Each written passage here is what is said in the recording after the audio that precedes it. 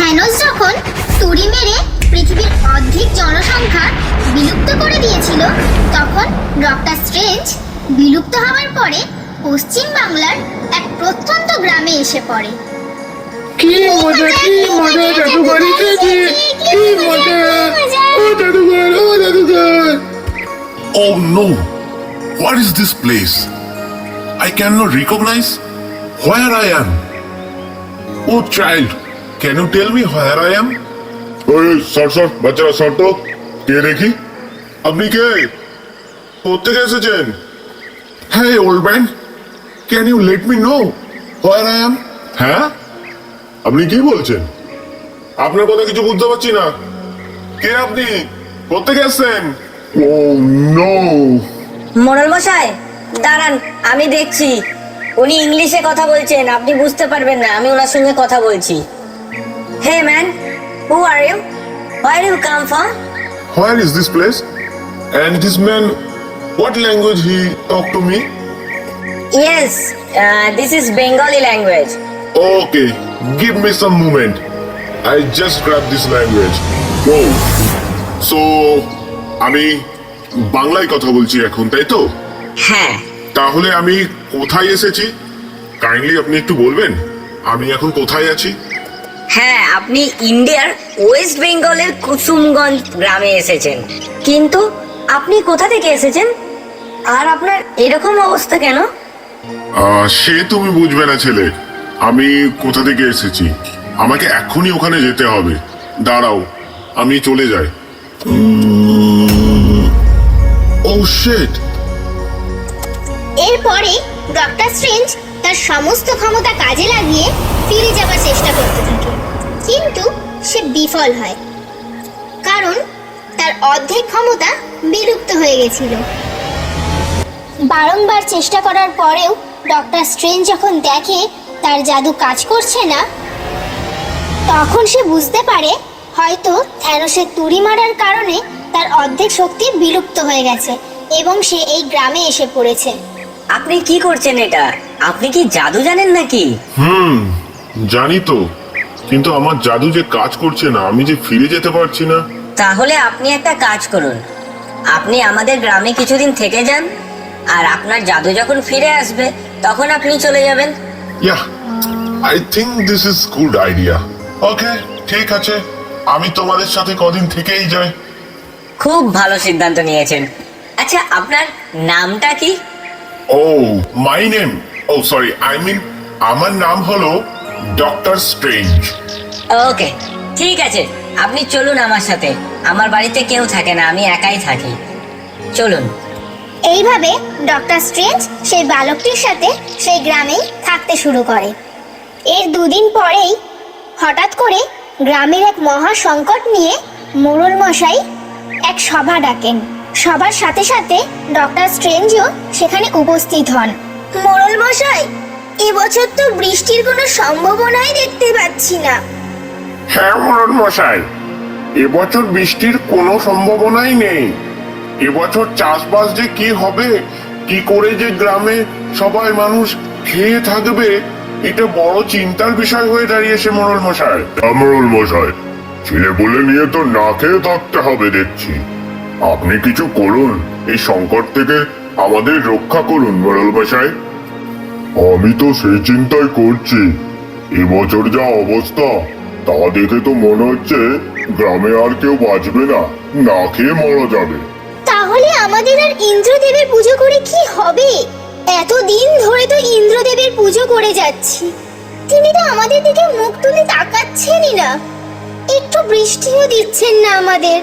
Doctor strange দাঁড়িয়ে দাঁড়িয়ে সব কথাই শুনছিল। তারপর ডক্টর স্ট্রেঞ্জ ওই বালকটিকে জিজ্ঞাসা করে, Hey, what is the problem? Oh, sorry. কি হয়েছে? এত সবাই চিন্তিত কেন? আমাকে একটু খুলে বলবে? ডক্টর স্ট্রেঞ্জ, আমাদের সমস্যা হলো এবছর বৃষ্টি হচ্ছে না, আর বৃষ্টি না হলে যে জল পাওয়া যাবে না, আর সেই জল ছাড়া আমাদের জমিতে চাষবাস কিচ্ছু হবে না। এখন এটাই আমাদের বড় সংকট, মহা সংকট হয়ে দাঁড়িয়েছে এই গ্রামে। এটাও তোমাদের সমস্যা? এটা তো কোনো ব্যাপারই না আমার কাছে। কি বলছেন ডক্টর স্ট্রেঞ্জ? আপনার কাছে কোনো ব্যাপারই না মানে? কি বলছেন ডক্টর স্ট্রেঞ্জ? আমরা এত দিন ধরে ইন্দ্রদেবের পুজো করে যাচ্ছি, কত মানত, কত প্রার্থনা, কত কিছুই না করেছি, কিন্তু তিনি তো আমাদের দিকে মুখ তুলেই তাকাননি, এক ফোঁটা বৃষ্টিও দেননি। কিন্তু আপনি বলছেন আপনি বৃষ্টি এনে দিতে পারবেন? এটা কিভাবে সম্ভব?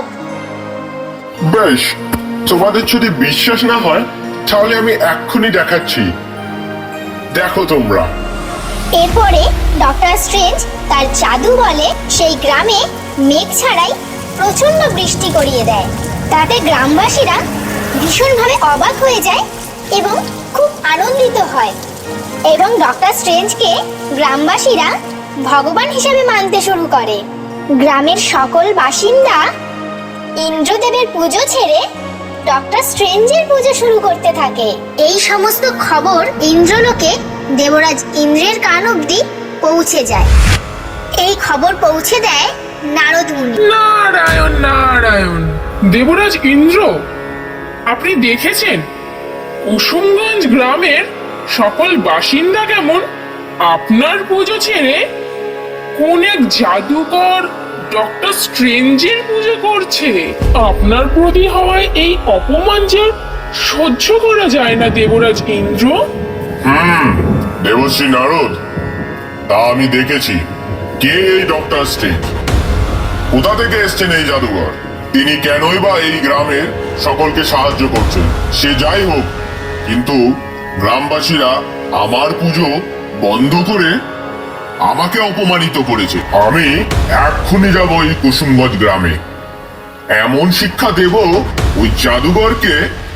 নারায়ণ নারায়ণ! এরপরে দেবরাজ ইন্দ্র হঠাৎ করে ডক্টর স্ট্রেঞ্জের সামনে এসে উপস্থিত হন। ডক্টর স্ট্রেঞ্জ অবাক হয়ে দেবরাজ ইন্দ্রকে প্রশ্ন করেন, কে আপনি? আপনি কি কোনো মাল্টিভার্স থেকে এসেছেন? আমাকে কি আপনি নিতে এসেছেন? না, আমি দেবলোকের দেবরাজ ইন্দ্র। আমি হলাম সব দেবতাদের রাজা, আর গ্রামবাসীরা আমার পুজো ছেড়ে দিয়ে তোমার পুজো করছে। এত বড় সাহস এই গ্রামবাসীদের! বেশ, এতই যখন তোমার ক্ষমতা, তাহলে আমার সাথে যুদ্ধে লিপ্ত হও, যুদ্ধে জিতে দেখাও আমার সাথে। এরপরেই দেবরাজ ইন্দ্র তার তীর নিক্ষেপ করে ডক্টর স্ট্রেঞ্জের দিকে, কিন্তু সেই তীর ডক্টর স্ট্রেঞ্জের জাদু বলে ফুলে রূপান্তরিত হয়ে যায়। এইভাবেই দেবরাজ ইন্দ্র ডক্টর স্ট্রেঞ্জের দিকে যে অস্ত্রই নিক্ষেপ করছে না কেন, সবই জাদু বলে ফুলে রূপান্তরিত হয়ে যাচ্ছে। দীর্ঘক্ষণ ধরে অনবরত এই যুদ্ধ চলতে থাকে। ফলে পৃথিবীর স্থিতি নষ্ট হতে থাকে এবং পরিবেশের অনেক ক্ষতি হয়। শেষ পর্যন্ত স্বয়ং দেবাদিদেব মহাদেব সেই যুদ্ধক্ষেত্রে উপস্থিত হন এবং তাদের যুদ্ধ থামান। প্রণাম দেবাদিদেব মহাদেব। দেবরাজ ইন্দ্র, আপনি অযথা এই যুদ্ধে লিপ্ত হয়ে পরিবেশের অনেক ক্ষতি করে চলেছেন। আপনার কি সেটা জানা আছে? আপনি কি জানেন ডক্টর স্ট্রেঞ্জ আসলে কে? আপনার কি তার পরিচয় নেওয়ার প্রয়োজন বোধ মনে হয়নি? অযথাই আপনি যুদ্ধে লিপ্ত হয়ে গেছেন। আমায় ক্ষমা করে দিন মহাদেব। ডক্টর স্ট্রেঞ্জ, প্রণাম লর্ড শিবা। আপনাকে আপনার বিলুপ্ত হয়ে যাওয়া অর্ধেক ক্ষমতা ফিরিয়ে দিচ্ছি। আপনি এই ক্ষমতা নিয়ে আপনি যে কাজে লিপ্ত ছিলেন সেই কাজে ফিরে যান আবার। Thank you lord Shiva. আপনাকে অসংখ্য ধন্যবাদ। আমি অবশ্যই আবার নিজের জায়গায় ফিরে যাব। এরপরে দেবরাজ ইন্দ্র তার ভুল বুঝতে পেরে তার নিজের জায়গায় ফিরে যায় এবং গ্রামের সকল মানুষের সমস্ত দিকে খেয়াল রাখে, এবং দেবাদিদেব মহাদেব ডক্টর স্ট্রেঞ্জের হারিয়ে যাওয়া শক্তি ফিরিয়ে দেয় এবং ডক্টর স্ট্রেঞ্জ মাল্টিভার্সে ফিরে যায়।